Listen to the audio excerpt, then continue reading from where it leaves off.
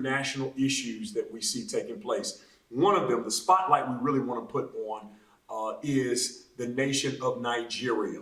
Now, I recently saw something, I believe it was Trevor Noah, for those of us who are in the US. He likened Nigeria to the state of Texas in America, in the sense that it's that vast, it's that rich, it's that expansive, and it has that great and rich of a history. So I wanted to bring some young men who are natives of Nigeria or who are really tied and connected to Nigeria and kind of really shed some light on what's happening there. We've seen the hashtag #SARS on social media. So we wanted to delve a little bit deeper so you can kind of know and understand the context of SARS and how we in the US can kind of make a difference because we're all brothers who are in the common fight and struggle to survive and thrive in this world. And so I thought it was good for us to all gather around and discuss this. First and foremost, we have on my left, Raphael, and he's going to introduce himself, and the other brothers can introduce themselves as well. So my name is Raphael Adiola. I was born in Nigeria. I came here when I was 4. I still have my father and my sisters that live in Nigeria currently at this moment. So. Hey, my name is Shoma Bamiata, born in England, but family still resides in Nigeria. So I'm here in the States as well, from Edo State. And I'm a very proud Nigerian and looking forward to this conversation. All right, my name is Bumi Akintomide, also born in Nigeria. Been here for about 15 years now. So I see I have some family members there from the Yoruba tribe. One time now. Yeah. You know what's so amazing, man? Thank y'all for being here with us. Man, I feel a strong connection. I had the privilege, and I know I might get in trouble with this. I had the privilege of going to Kenya, and we have some churches in Kenya. And when we were there, we came through, and it was like coming to America. As we walked through the streets, they celebrated us, and my father, of course, was able to celebrate the ribbon cutting of a church we have there. And he said, when I heard the singing and I heard the dancing and the receptivity, I felt like I had come home. You know, when I hear you all talk about your background and talk about where you're from, and to hear you say, I'm from this tribe, man, that's a privilege. Because those of us who are in the States, African Americans, we don't have the roots, or we have the roots, but we don't know. And so it's so good to have you guys, man. It's such a rich history and so much culture here. I want to start, and this is conversational, man. I want y'all to feel comfortable with this. I want to start with really shedding some light on what's happening in Nigeria. We held a discussion before we even jumped on about how, you know, every country has some imperfections and it has a cultural vibe. You know, there's certain stuff that just takes place in that country. But as we were talking, we talked about some corruption and we talked about some injustice that's taking place. So it's not just SARS, it's like a cultural thing. So I think that's what people have to understand, that I think when the light is shed on something, it's like, oh my God, look what they did over there. It's like, no, this is what they've been doing. So I think it's important for people to hear that. Man, jump in and tell us, man, context, history of Nigeria, background. What is it like, and what are some of the challenges? Well, I get. Go ahead. All right. I mean, I'm like, where do you start? So obviously, I mean, I think Nigeria is a country where in Africa that everybody knows. You know, I saw a stat that said 1 out of like 3 or 4 Black people are Nigerian. Yeah. Literally. Wow. So, and Nigerians are everywhere. When I say everywhere, they are everywhere. So Alaska. All over the U.S. Antarctica, we're there. Wow. And it's a, you know, I mean, it's a country where, you know, I mean, a lot of people, obviously the email scamming and all of that, a lot of people associate that with Nigeria. 419 boys. I mean, so people have to survive, right? But you know what I found out? A lot of the time, those emails are not even from Nigeria. A lot of people just use that because that's what people know. If you use a country like maybe Ghana, people do know Ghana, but a lot of people might not know that, right? So, but yeah, it's a great country, right? It's a great. We just have a terrible leadership, right? So that's why a lot of the young people are suffering. That's why a lot of us even came to America, because there's better opportunity here. Yeah. You know, you have people with multiple degrees, like an average Nigerian, like our age, they have masters, PhD, but they can't get a job. right? So they have to suffer a lot, right? A lot of them turn to scamming. A lot of them works at McDonald's because that's all they can do. Yeah. So I think that's one of the biggest problem. And I don't want to get into too much detail, so I'll let my other brothers chip in as well. And plus, it's not, we didn't get our independence until like October 1st, 1960. So we're not that old of a nation at all. Yeah. But the fact that is we're not that old, but the corruption is so deep rooted into our country. It's the thing that really does upset the people of the country. Like the saying in Nigeria is, if you fight corruption, what does corruption do? It fights back. Okay. So it's kind of like, even though I'm 34 years old, I've been here since I was 4. I still have family there. Even as a person that didn't grow up in Nigeria knows how corrupt Nigeria is. Yeah. That's how bad it is. Reputation. Yes. Like we were talking before, no accountability whatsoever. I mean, if Donald Trump took $1 out of the treasury here, it'll be frontline news everywhere. Let, President Buhari take 5 million naira. And he'd be like, it wasn't me. So, A snake stole it. You saw that one where a snake stole the money? Yeah, snake. There was a bunch of money missing, and the person said a snake hid the money. Yeah, you blame it on the snake. Yeah. So it's like, that's the type of corruption. And it's kind of like we're saying, there's no middle class. There's either you got it or you don't. And the best way to keep those people that don't have it, collect all the money, all the resources, all the wealth of yourself. So as we were talking, China has given a lot of money to Nigeria for infrastructure and all that stuff. So you think that they'll use it on the roads, they'll give it to the people to fill education, but no, they keep it in their own pockets. So it's almost like the way of life, but people are fed up now. Yeah. I want to jump into something real quick. I want to grab a nugget before I forget it, and then I want to hear from my brother here. So when you said they just gained their independence in like 1960, yeah. Nigeria was a colony of England, of Great Britain, and that's what some people don't understand. Africa, the continent itself, was cut up like a pie. With European colonizers who came in and divided it. The Dutch, French, Francophone countries. all of them came in, and so when they got all the resources that they wanted to empower and enrich themselves and their nations. So the buildings that you see in Britain, some of those great structures that they have there come from the wealth that was taken from the continent of Africa. I think that's so important for people to hear. And so, Ralph, you touched on something. What triggered my mind was when we were in Kenya, and we're not comparing Kenya to Nigeria. I know that's the first thing that people, it's like, oh, I got a friend who's white, or, all this stuff. So we're not doing that. But I think that what I saw there was the Chinese were really rebuilding Kenya, and they were hiring the Kenyans, and it looked as if, to me, it was a new form of colonization because they saw an opportunity. So it triggered my mind if that's what they're attempting to do somewhat in Nigeria, but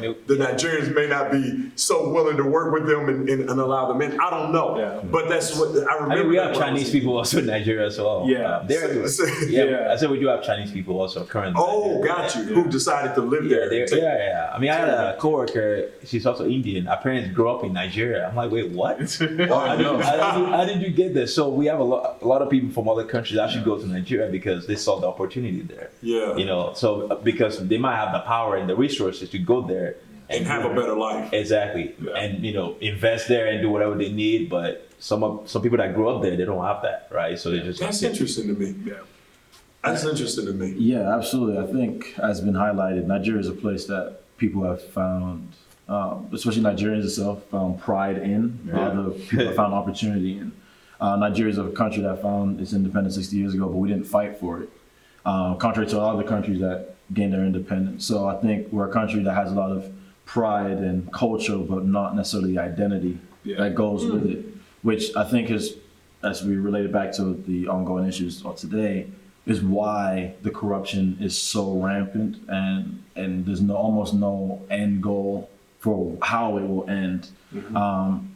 So it is tough as we've been navigating it, but we have to go back to kind of how it all started to realize where we're going to go from here. And so to what you said, do you feel as though when Nigeria gained its independence, they were just kind of left to themselves without any sure, like, okay, well, we're just pulling out and here y'all go, y'all have your land back, but no long-term plan, as you said, to help them. I think African Americans dealt with that with Reconstruction. So Reconstruction was the period here in America where they said, okay, well, we'll turn the slaves loose. And it's like, but then, it's like, okay, to do what? And I think there was a hunger with a lot of African Americans to build. And so African Americans started building their own churches, building their own schools. And then you saw the backlash with the Klan and hate groups who saw those as seats of power. So they start burning down the churches, terrorizing the people. And then you see the Great Migration toward the north. I just thought I'd throw that in for us to kind of see these comparisons. So that's kind of, I guess, where Nigeria has been since they left it. They're just like, okay, you on your own. And so those who had the power and the muscle said, well, we'll take over. And then they did so. It's like different factors, like in terms of land, religion, tribe. It's kind of like every man for himself, every tribe for himself, every religion for himself. So comparing to, what African Americans went through in this country, it wasn't like, oh, this is our land. It was more like you're free, do whatever you want to do. But in Nigeria, it was like, hey, this is our land. What's going to happen next? You know what I'm saying? Like, what tribe is going to control this country? What religion is going to be the dominant religion of this country? So it's just, it's infighting, greed, corruption. And, especially what's going on right now, I feel like it's the anger of the generation before the generation all poured into this generation where they are fearless. I mean, I'm telling you this right now. What I see in Nigeria, I've never been so proud to be a Nigerian. Like, I've never been so seeing what my age mates, my brothers, my sisters are doing, speaking out, using their platform to let everybody know this is how it goes on in Nigeria. I can't be any more happier than that. Yeah, that's interesting, man. That's interesting. What is the dominant tribe or religion? We're laughing because everyone's gonna say the whole tribe. Oh no, Yoruba people. No, Yoruba people's the main. I'm sure. I mean, it's a thing, though. And it said something earlier where even the tribe are still fighting each other. Like, so like, I'm like, oh, I'm better than you, I'm better than you. So we're fighting each other, and then we have to fight the government. So man, that's the big gosh, man, the struggle is real, man. It is. So it's the same religion. Okay. I feel like, for example, like Christianity and Muslim, right? Islamic. It's all split, right? It's like half-half. But you have other options too, like people still tribal. People still watch even the Ogun still, all the small gods, right? So that still exists, right? Okay. But for tribe though, we have three main tribes. We have Yoruba, Hausa, Igbo. An Igbo person will tell you we run everything. Hausa person will tell you the same thing. Yoruba, we run everything. We run everything. Yeah, we're the largest. Oh, y'all in the same tribe. Yeah. Okay, got you. But I mean, you probably see more Yoruba though anywhere you go than any Igbo people. Okay. I mean, it's 2 in 1 right now. So No, for sure. there are more Yoruba. You would say more of their tribe. Yoruba people. Man, that's interesting. And these tribes go back, I'm sure, centuries. Man, Yes. But we have to point out about the tribe. Every tribe there are known for something. Like, for example, like Igbo, I might be wrong, so don't. So like Igbo people, they have some of the resources. I'm not Igbo. Please stop pointing to me like that. Oh yeah, when you're closer to you, it's more like. But okay, he's actually more closer to Yoruba. Oh really? Yeah, you're more closer to Yoruba. But we'll claim you. So like the Igbo people, right? They probably have some more resources. Maybe petrol. I don't know. Maybe outside people. So they have some resources better than other tribes. Okay, gotcha. So, but Yoruba people just everywhere. We just go wherever. We just So that's how the thing they fight. They have that battle on. They told me that the Kenyan people are somewhat intimidated by Nigerians. Every African country is intimidated. I've heard because you said every other African every African country they are. Really, and so what? So without going way out to the rabbit trail, what is that about? What is it? Is it that are Nigerians a little bit taller in stature and larger?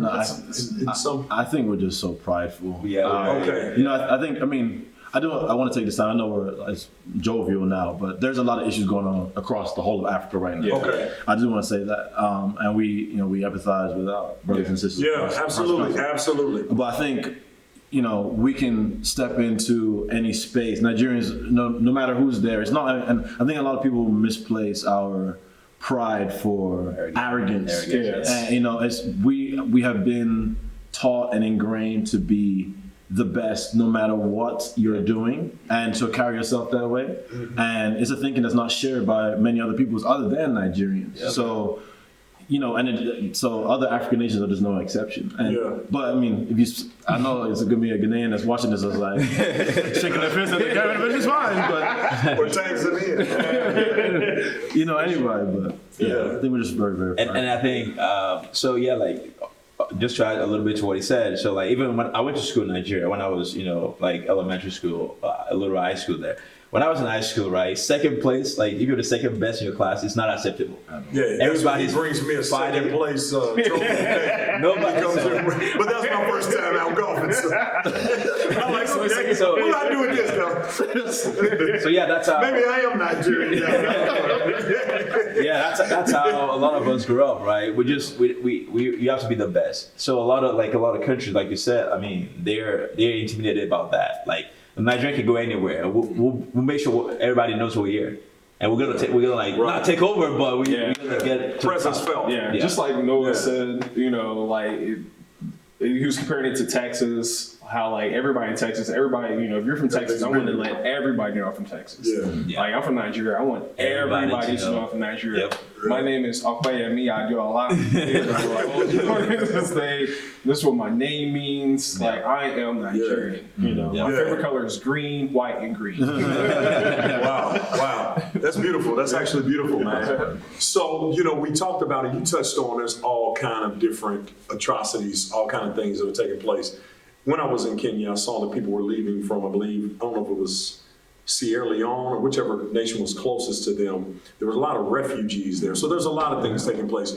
But now particularly, we wanted to kind of put the spotlight on the whole SARS situation. We talked off camera about some of the stuff that's happening there. Kind of let people know, because here in America, we deal with police brutality. As I was heading over here, I just heard in Illinois somewhere, there was recently another young man that was shot and killed by the police. Yep. And so this is kind of something that we've seen here in America. I mean, since the time we were brought over here, my mind goes back when I was a kid to seeing images of Emmett Till on the documentary Eyes of a Prize. To young men here in this city, Michael Taylor, his hands were handcuffed behind his back and he was killed by the police. Some said he committed suicide. That's a whole other thing. It looked as if there was foul play. We've seen George Floyd. We've seen all that. Yeah. So, we see this in America, and it's usually white officer, black person who's killed. Yeah. It's different in Nigeria because everybody's black. Yeah. Majority of the people are black. So it goes back to corruption, but what is it like over there? We talked about that, and some people would want to know and need to know, because I think that something hidden can thrive, but when it's brought to the light and exposed, it can be addressed and dealt with. And so I think that you see the worldwide attention is on, hey, this is wrong. We're seeing police brutality to another level. Some of what y'all were describing, I mean, if you hear of a police officer patting somebody down, taking money, there's something, as you all said, that he's dealt with in some type of way. Even when a cop shoots somebody here, they put them on administrative leave. That's a slap on the wrist. But it's something takes place. You all were describing how some of these things happen in Nigeria, and it's like life goes on. So I wanted to just share with our audience and kind of hear from you all, what is it, that is taking place over there?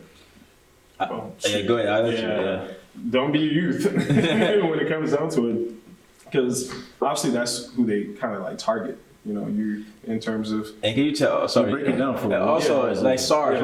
What is SARS? So basically, it's a special anti-robbery unit that was created like in the early '90s to stop Robbery. people from robbing people, kidnapping, because that's actually a big issue right now in Nigeria. Like people are kidnapping, people are robbing people. But Are they kidnapping tourists and people like No, that? Or I think everybody. Everybody. Anybody can get it, as they say. Yeah. So basically, it was like the government said, "Hey, this is the unit. Do whatever you want to do. You're giving power to people who are corrupt, people who are not taking their job seriously, and trying to take advantage of people." The thing that really sucks is that they're not being brought to justice. So time over time that you see this, and they're not being brought to justice, it's like, okay, what's going to happen? So that's why you have so much protesting going on right now. Just give you an example. This is how like ruthless they are. So I read a story about a guy went back home to visit his parents, went out, didn't show up the next day. He was like, okay, what happened? What's going on with my son? So basically he went to the police station and he was, asking the police officer, hey, you see my son? He's like, yeah, we have him. So immediately the dad was like, all right, I need to bribe you to get my son out. Brings him money. The police officer said, it's not enough. Goes back home, sells his land, cars, still not enough. So the last time he comes, like, hey, this is all I have. He's like, okay, I think go collect your son's body from the pond of bodies, that people that they've killed and just dumping the bodies. So basically, this man is forced to flip over bodies to see which one is his son. So from two aspects, like, hey, I really don't want to find my son in this ditch. But at the same time, if I do find my son in this ditch, I want to give him the correct burial. But he went thinking his son was alive. Live, yeah. Yeah. And it's That was the thing that I'm like, hold on, how you transition from that? So he did all of that the futile guy, attempt to get his who he thought was alive. Yeah. Actually, you go get his body. Yeah, and it's like the police officers will target youth because we look nice. Yeah, you can dress nice over there. You wear nice shoes, nice iPhones, you have a nice cell phone. That's the first thing they ask you, can I see your phone? Yeah. When you have police links to your phone, because that's going to immediately kind of like identify, like, okay, you have an iPhone. You got money. Let me see what else you got on here. I do want to give it like all the way back to like context. All right, so he's right. The SARS Special Anti-Robbery Squad is a faction of the police, which had the correct intent at first, but became a life of its own because these police officers are working. It's a medial job to be a police officer in Nigeria. Okay. So because of lack of pay, lack of opportunity, they started to exploit young. We call them youths, but it's really anyone 35 and older, essentially, But as time has gone on, Africa has become more global, and Nigerians as a whole, even Africans, but Nigerians as a whole in particular now, have traveled the world and becoming more Western. Western is a term that you'll hear used, which just refers to our style, our way of living, all that stuff. So Nigerians have adopted dreads and cell phones, which we've always had, but we've always been slow to adopt to. We've always had nice cars. So the young people who are living a lifestyle that police officers could never afford are now being targeted. Like you said, the exploitation has seen no limits, from murder to robberies and so on and so forth. And I guess why it's a popular topic now is cell phone video, which has been a thing that's happened here. There, I didn't know this was actually really what kicked it off until I did my own research, but a young man was killed after his car was taken. And it was recorded on video, which sparked the riots and everyone going to the streets. I never thought I'd see the day I saw Nigerians wearing, protesting with signs. I almost cried, honestly, because I never thought I'd see it. And the unity that is brought, and unfortunately is taking the slaying of someone at the hands of an officer who probably wouldn't do that if he was making more money. To bring the situation about. So there have been multiple killings, and we can go into like the more recent events. But that's the basic how we got here. And I mentioned, we were talking about the social dilemma the other day. I think that because the world has gotten smaller through the internet, I think that I could see where they were a little bit more emboldened to protest because you've seen that enough is enough here. Yeah.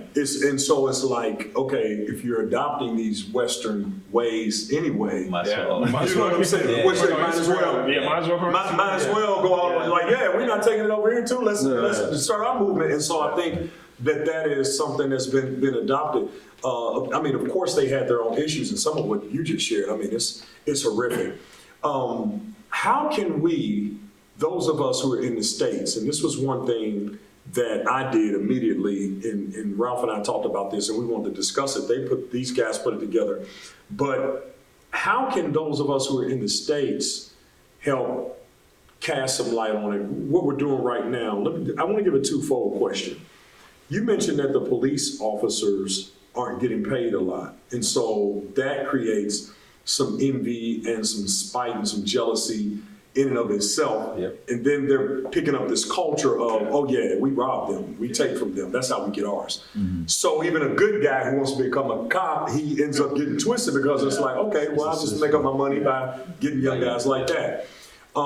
So what do you all suggest? What do you all think that the government can do? Of course, pay the police a little bit more. Which is actually a point. Yeah. So there was like a 5-point request that they made of the government. Yeah. I don't know every single point, but I know accountability for the officers who had murdered these people, justice for these people, and paying the officers more for the jobs that they're doing was part of this 5-point plan. I don't know the other 2 points, but you know, in all honesty, like that's what these people are fighting for. Is you know, we will never escape this issue if the system doesn't change. Yeah. And I think Absolutely. people, I guess to your question about people in the States, what can they do about it? I mean, just like what we're doing right now, bring awareness to it, you know, because a lot of people don't even know about it. Yeah. Like still, like even though people on Instagram see the post, it just clicks, they're not really ready on it, because it's not happening here. It's not happening in Indiana, right? Like nobody. right. So I think that's one of the problems, is just bringing that awareness, right?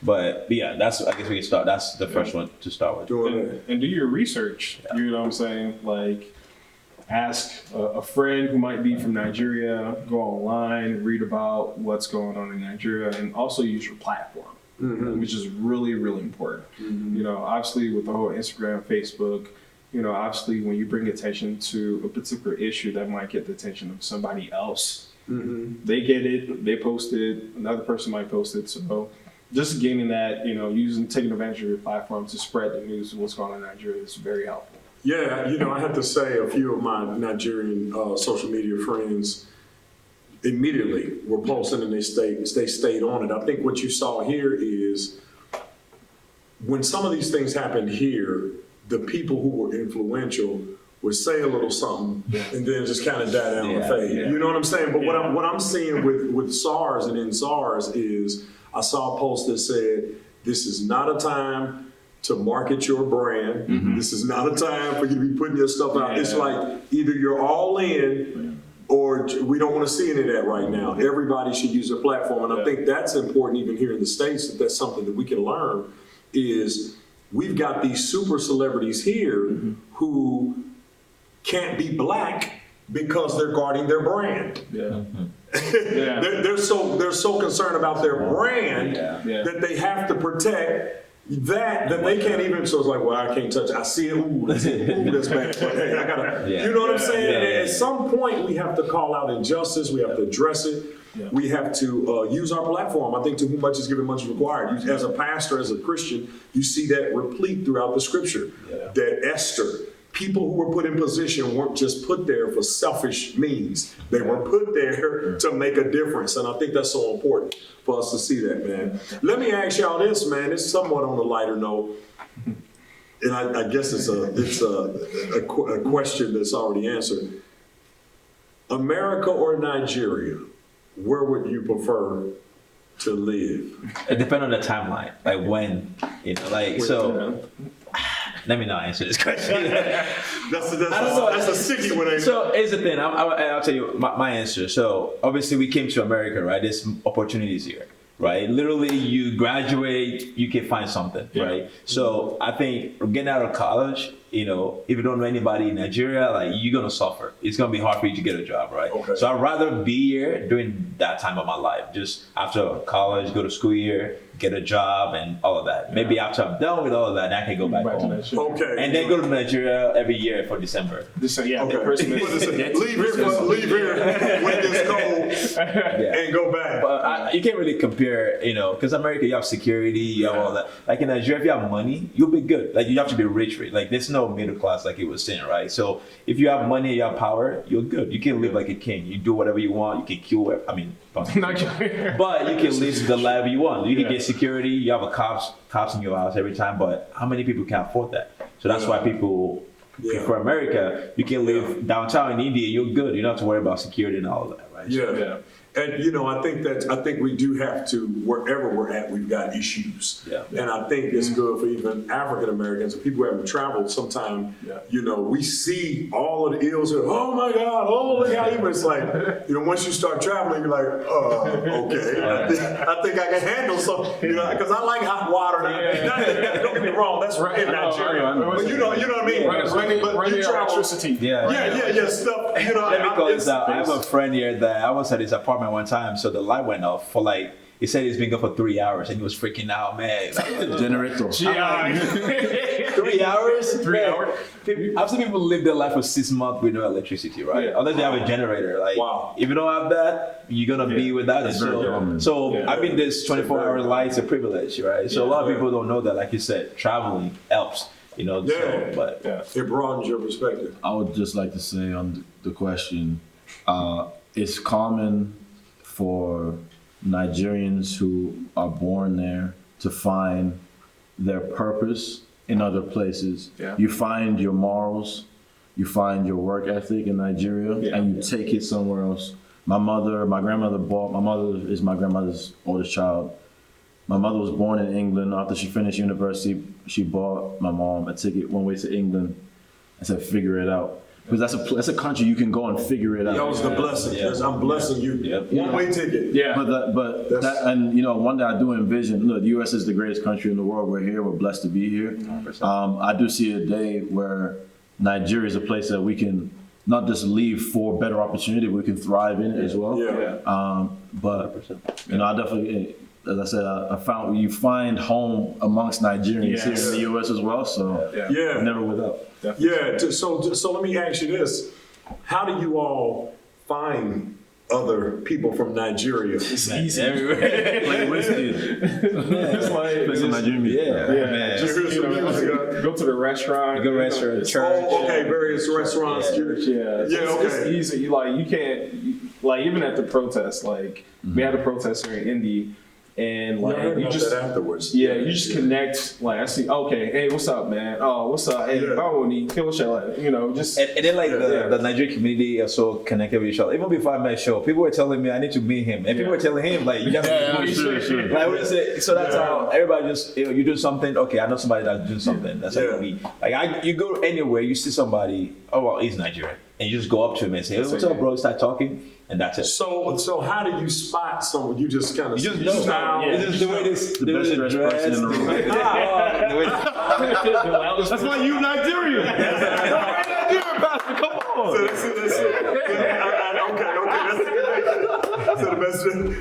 You got something there. Right.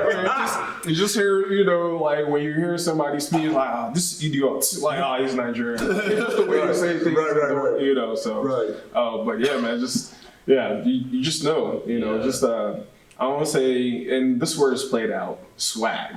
You know, it's just drip. Yeah, it's just, but you. And we're not talking about like wearing chains and wearing gold. We're not talking about that. Just natural. Just you know, like swag, your style. You know, we know we can identify each other. Yes. We can be at Black Expo. The confidence and all of that. Yeah, and I can pinpoint. He's from Nigeria. And the names too. You see a name like I said, you can tell what tribe because I'm like, oh, okay, I got Nigeria. So every time I go somewhere, maybe there is a pastor. I can't think of his name. I'll show y'all afterwards.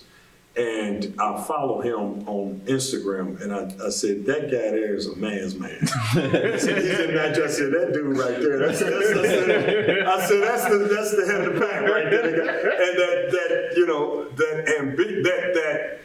And not ambition, that confidence that exudes. So- and I said, you know what? There's a That's- saying that's that we it. say, now y'all know they carry last. Yeah. That's just, What's that mean? That means that We we never finish last first. We don't finish last. We finish You're in first, you're last, we never last. We never last. Never last, We never last, come in never last. last. So that's like our motto and stuff. So, but yeah. That is cool. So let me ask you this. When all this clears up, man, and we've talked about this, I gotta go to Nigeria. I have to go. What are some things that people can look forward to in Nigeria? Because like anywhere else, we know The food. the food. Jollof rice ever. I wouldn't even say Jollof. jollof fries. That's even basic. There's a lot of because even before I came to America, right, I never eat microwave food in Nigeria. It's always fresh. Yeah, Like you have fresh, farmers, like yeah. just making it in the backyard. Like Yeah. you get a lot of fresh food. Yeah. It might have changed now because of the Western influence, Yeah. but I think the food is. And it's a lot of culture too. Like you have different tribes. You can learn a lot. I mean, even Lagos, the biggest city. There's a lot Yeah. going on. Traffic is not. There's no traffic in here.